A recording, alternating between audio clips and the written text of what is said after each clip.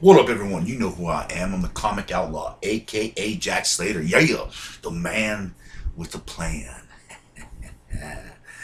Yeah, and we have been reviewing certain movies. You know me, I like me some horror movies.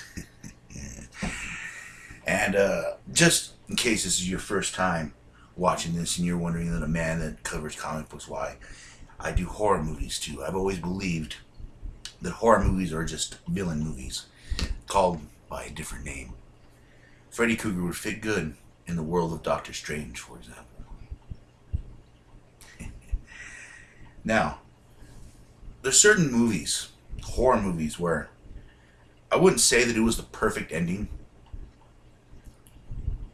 but some horror movies have come real close to having that crescendo.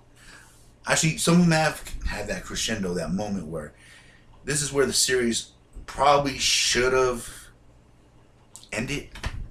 Like the Halloween movies, for example, all the reboots and the reboots and the reboots. I think we're on like the third set of reboots.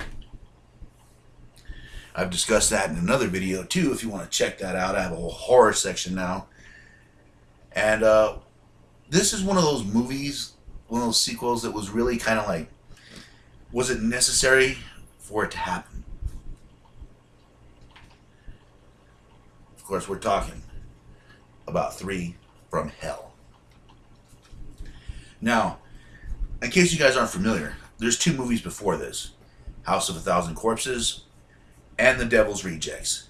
And from what so many people have told me over the years, and even my own personal opinion, until I saw this movie, was that it was one of the most perfect endings you could possibly have.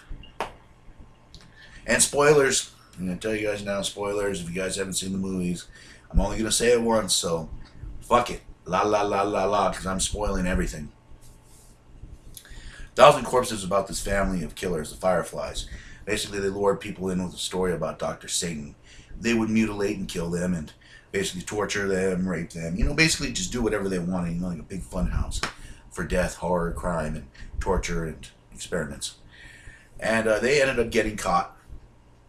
And the second movie is them on the run. Captain Spaulding, you know, and his progeny are on the run. Captain Spaulding is this evil clown, my favorite character. And we have these other two individuals from the Devil's Rejects. And let's see, Baby and Otis Driftwood. Anyways, they escape. For a while, they end up getting shot. And this scene, and this is why people had such a hard time letting go of this. It was one of the best scenes in horror ever. It was them cruising down in a Cadillac, and all these cops are waiting for them, and Freebird's playing in the background. And boom, boom, boom, boom, boom, boom, boom, boom.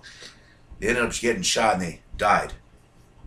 Now, for years, the characters, the man that plays Sid and Otis would go from place to place, you know, signing autographs, you know, doing shows.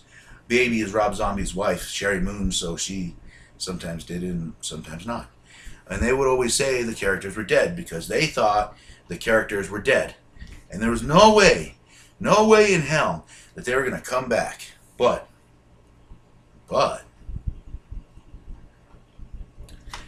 they're back. Now, this movie was made a lot of years, over a decade, from The Devil's Rejects. And people felt that it was one of those movies, because sometimes Hollywood makes sequels, but they're like 10 years too late, or 20, or 30, like Blade Runner 2. And these sequels don't hold up to the original. Now, this movie, I had my reservations about this movie, just like everyone else. I watched the movie. And yes, you guys have to understand that this is a fucking horror movie. Alright? Anybody that watches horror, we've all seen shit happen. I mean, fuck, we saw Michael Myers get shot in the goddamn chest, fall out a fucking window, and he was still fucking alive. How many times we saw a machete go through Jason's forehead and he slid all the way down, still alive. So, with horror movies, you have to suspend a little belief. You know what I mean? You have to like go on a little faith here. Or the fucking Star Wars fans, I believe the fucking Palpatine survived. Yeah, you see what I mean? But this was actually surprisingly good. And you're probably wondering who this third guy is. He's the little brother of Otis Driftwood, the Midnight Wolfman. Ow! Anyways, Sid at this point was dying. Like I say, take a moment because he was an icon in horror just for him. All right. He was unfortunately had a disease, and they had to cut his parts smaller and smaller until he did that one interview, and then he passed away a little bit afterwards. So they had to bring up this other guy, and this guy's from a movie 31, I think, or 33, something like that. And it was actually a really good Rob Zombie movie. He does a good job in filling out the cast because certain things changed because Otis was a little more wild in the other two movies. And since the loss of Sid, he's become kind of like a psychotic den mother. He kind of took Sid's place in that situation. Baby has become more out of control. She was a little wacky before, but now she's full tilt. She wears this Indian headdress and a bow they end up taking from someone's house, and it does come into play later. The writing's very interesting on this. It actually tells a nice, cohesive story.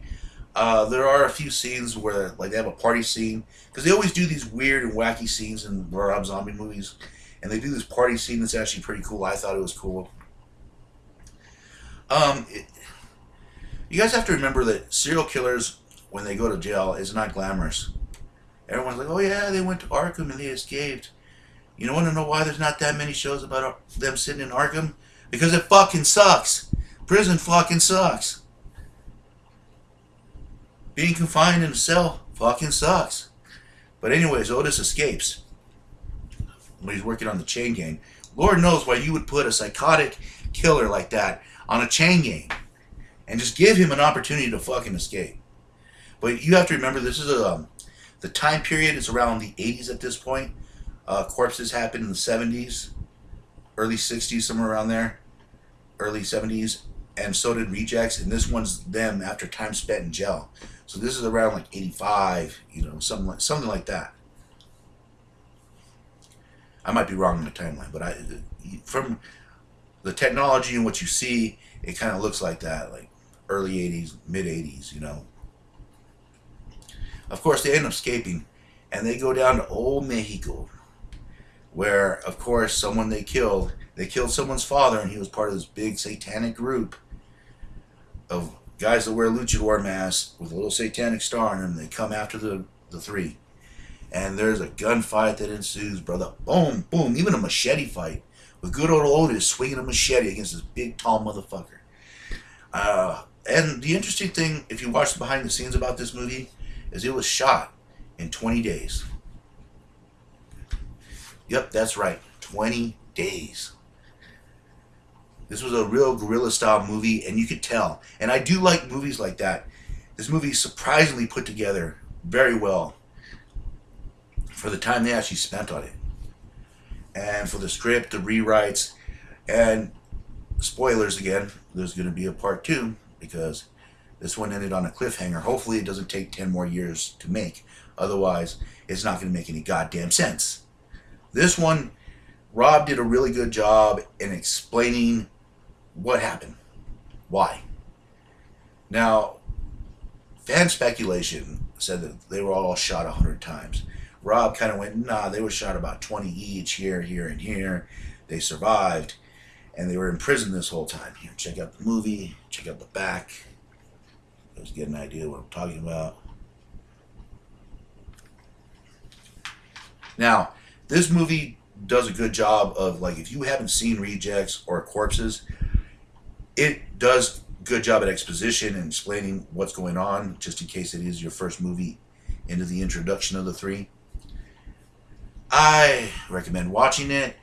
I wouldn't go into it like an arrogant prick, because it is horror. I mean, how many times have all these horror movie icon dudes survived, or girls, over and over again?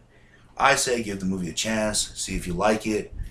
I love the movie. I mean, there's parts where it kind of but it's more than made up for with the humor, the way the cast is with each other, the killing, the way the story does these weird, fucked up turns that only Rob Zombie can provide for you.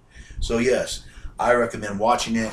I recommend Thousand Corpses, Devil's Rejects. When Zombie is working on something that's his, and he's not trying to recreate something that someone else did, Rob does a really good job in introducing you to this weird, sadistic, masochistic world where it's just a carnival of carnage. And man, you don't want to get off the Ferris wheel, if you know what I'm saying. But anyways, you know who I am. I'm the Comic Outlaw. Why don't you hit that subscribe button, man? You need me some subscribers. I need to make that money. Otherwise, I may have to start writing it the old-fashioned way. And as always, I'll catch you on the flip side.